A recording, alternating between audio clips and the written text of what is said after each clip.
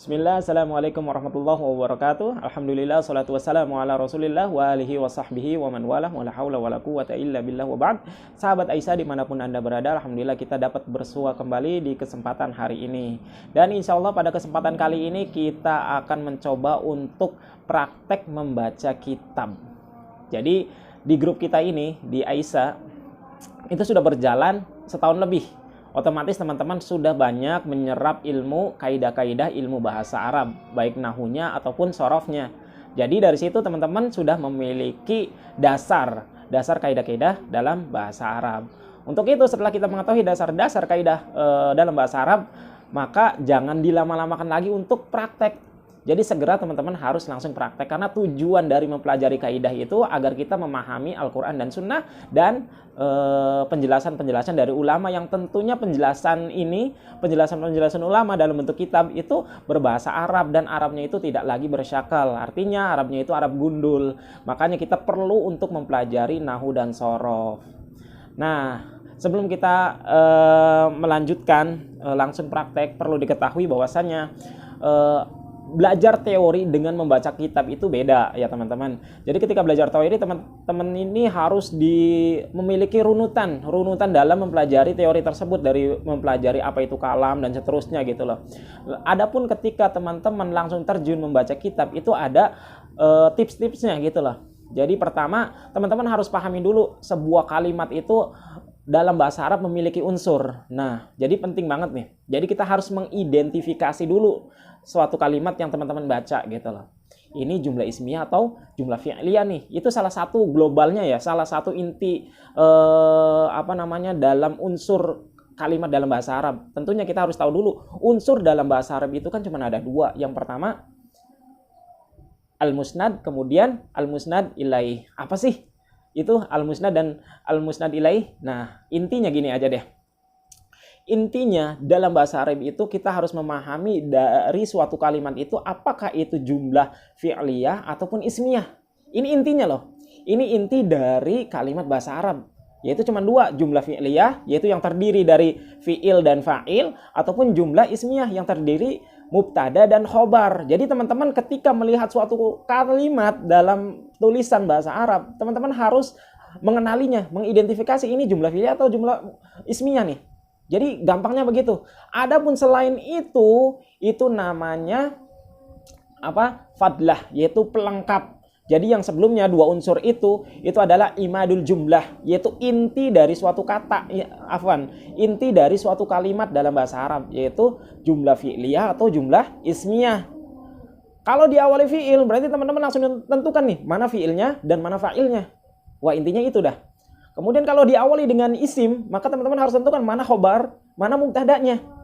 Jadi teman-teman langsung bisa menentukan ini kalimat jumlah fi'liyah, ini kalimat jumlah ismiyah. Selain dari itu adalah fadlah. Seperti apa fadlah itu? Pelengkap. Seperti misalkan maf'ul atau maf'ul mutlak, tamyiz, maf'ul li ajli dan seterusnya, itu adalah sebagai pelengkap. Jadi intinya sih cuma dua, yaitu mubtada khobar ataupun jumlah fi'liyah, atau al-musnad wal musnadu ilaih.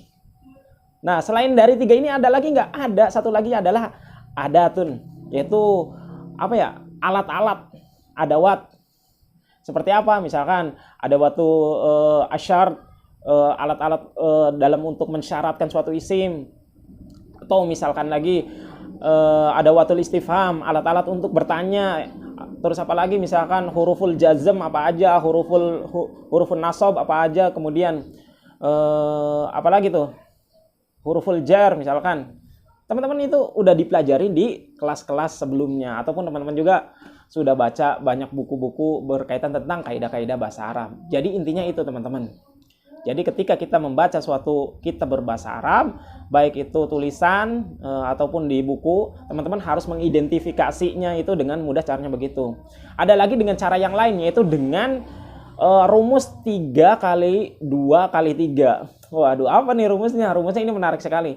Ingat ya, rumusnya 3 kali 2 kali 3. Nah, 3 yang pertama ini apa? 3 yang pertama ini adalah kita harus ketahui bahwasanya bahasa Arab itu tidak lepas dari 3 hal. 3 jenis, yaitu isim, fi'il, dan huruf. Jadi kenali dulu nih, ini isim atau fi'il atau huruf nih. Kemudian 2. Nah, ini kan 3 kali 2 kali 3. Nah, kemudian kita melanjut keduanya. Setelah kita mengidentifikasi itu isim atau fiil atau huruf, kita lanjut ke nomor 2. Nah, ini jumlah fi'liyah atau jumlah ismiyah. Nah, ini kan 2 nih. Jumlah ismiyah atau jumlah ismiyah. Nah, kalau udah ditentukan, lanjut ke nomor 3. Misalkan dia itu adalah jumlah ismiyah, yaitu mubtada dan khobar. Kita ingat 3 ini nih. Khobarnya itu khobar mufrad atau dia itu khobarnya jumlah, yaitu jumlah ismiyah atau fi'liyah, atau dia yang ketiga, sibhul jumlah, yaitu jar majrur atau dzaraf. Udah, itu doang. Jadi rumusnya 3 kali 2 kali 3. Jadi teman-teman akan mudah mengartikan atau menerjemahkan atau memahami maksud dari tulisan bahasa Arab tersebut. Dan pada kesempatan kali ini kita akan membaca suatu kitab yang insya Allah akan menjadi bahan praktek kita dalam membaca tulisan Arab gundul, yaitu dengan tema akidah, yaitu kitab Mujmalu Usuli Ahli Sunnati wal Jama'ati fil Aqidati. Jadi intisari dari pokok-pokok Ahlus Sunnah wal Jamaah dalam perihal akidah, yang ditulis oleh Syekh Dr. Nasir bin Abdul Karim Al-Aql. Ini jumlah halamannya sedikit ya teman-teman, cuma 32, dan insya Allah kita akan bersama-sama mempelajari, mempraktekkan dalam kitab ini. Nah, baik, kita langsung saja. Bismillahirrahmanirrahim. Muqaddimatun. Nah, teman-teman bisa lihat di sini. Di sini ada setelah penulis memulai qala al-mu'allif rahimallahu taala bismillah, yaitu setelah penulis ini memulai baca bismillah sebagai bentuk mengikuti penulisan Al-Qur'an dan hadis Nabi SAW, yaitu dengan memulai basmalah, kemudian beliau tulis di dalamnya muqaddimah. Muqaddimah secara arti, teman-teman, muqaddimatun ya ini ya. Ini berarti nakiroh nih isimnya. Teman-teman harus tentukan ini adalah nakiroh, jelas kan? Karena nggak ada alif lamnya. Nah, kita tentukan ini apa nih? Muqaddimatun. Kalau secara arti itu kan muqaddimah, pendahuluan, teman-teman, yang biasa dibaca dalam setiap kitab itu ada muqaddimahnya atau pendahulunya. Nah, muqaddimah ini adalah nakiroh, isim nakiroh. Nah, teman-teman harus tentukan ini kalau dia itu nggak ada alif lamnya, apalagi dia itu di bahasan paling atas, ini kita tentukan bahwasanya ia adalah kalimat muqaddimah ini adalah khobar. Iya, khobar. Kenapa bisa khobar? Ya, di sini adalah keunikan dari bahasa Arab, yaitu ada yang dihapus, teman-teman. Apa yang dihapusnya? Yaitu mubtada'nya itu dihapus. Seperti teman-teman ketika membuka kitab fikih, misalkan di sana ada babul miyah. Itu kan babul miyah. Tiba-tiba ada babul miyah. Nah, itu kita tentukan babul miyah ini adalah khobar. Yang dihapus apa nih? Ya, yang dihapus adalah mubtada. Adapun yang di atasnya itu yang paling atas dan dia itu kondisinya isim nakiroh, maka itu adalah khobar. Yang dihapus adalah mubtada'nya. Nah, mubtada'nya ini apa yang cocok? Cocoknya adalah misalkan muqaddimah di sini adalah hadhihi. Hadhihi ini adalah muqaddimah yang dihapus. Inilah keunikan bahasa Arab, terkadang dihapus tapi kita mengetahui maknanya. Oleh karenanya ada suatu ungkapan yang indah, laulal hadfu wa takdir la fahima an-nahwa al-hamir. Seandainya bukan karena penghapusan atau penentuan suatu isim atau suatu kalimat atau suatu tanda dalam bahasa Arab, maka keledai pun akan paham ilmu nahwu, gitu loh. Jadi inilah keunikan dari bahasa Arab, gitu. Jadi kita bisa menentukan bahwasanya ada yang dihapus dari kalimat ini, gitu loh. Jadi semestinya di sini ada hadhihi muqaddimatun. Ini adalah pendahuluan, ini adalah muqaddimah. Hadhihi muqaddimatun. Nah, selanjutnya adalah biasa pendahuluan dengan memuji Allah, innal hamdalillah. Nah, telah kita pelajari bahwasanya ini adalah salah satu fadlah. Inna itu adalah apa? Hurufun nawasib atau huruf yang menasabkan. Yang menasabkan apa? Menasabkan isim inna, jadinya innal hamdalillah. Ingat ya, di sini innal hamda, otomatis isim yang di depannya yaitu menjadi isimnya inna, alhamdulillah. Kenapa hamda? Karena kemasukan inna. Jadi dia itu isimnya mansub. Kita langsung saja ya, kalau i'rab bisa makin panjang gitu loh. Yang penting teman-teman udah paham kaidah i'rabnya dan semuanya lah. Innal hamda lillah nahmaduhu wa nasta'inuhu. Selanjutnya Nahmaduhu ini dari fi'il apa? Dari fi'il hamida yahmadu. Nahmaduhu, kami memujinya. Wa nasta'inuhu, dan kami memohon pertolongannya. Wa nastaghfiruhu, dan kami memohon ampun kepadanya. Wa natubu ilaih, dan kami bertaubat kepadanya. Ya, ini adalah huruf ataf dan seterusnya mengikuti harokat sebelumnya ya. Wa na'udzubillahi min syururi anfusina, dan kami di sini ya. Jadi teman-teman harus bedakan, kita praktekkan. Dan ini biasa mungkin ya teman-teman mendengar setiap khotib yang khutbah biasa membuka dengan khutbatul hajah ini gitu. Jadi teman-teman sekarang harus mempraktekkan dan harus mengidentifikasi setiap kalimat yang teman-teman baca. Wa na'udzubillahi min syururi anfusina, dan kami memohon perlindungan kepada Allah dari min syururi anfusina. Min biasa ini adalah salah satu huruf jar yang untuk apa fungsinya? Yaitu untuk fungsinya adalah menjerkan kalimat setelahnya. Kalimat setelahnya itu adalah surur. Ini adalah jamak dari syar, keburukan.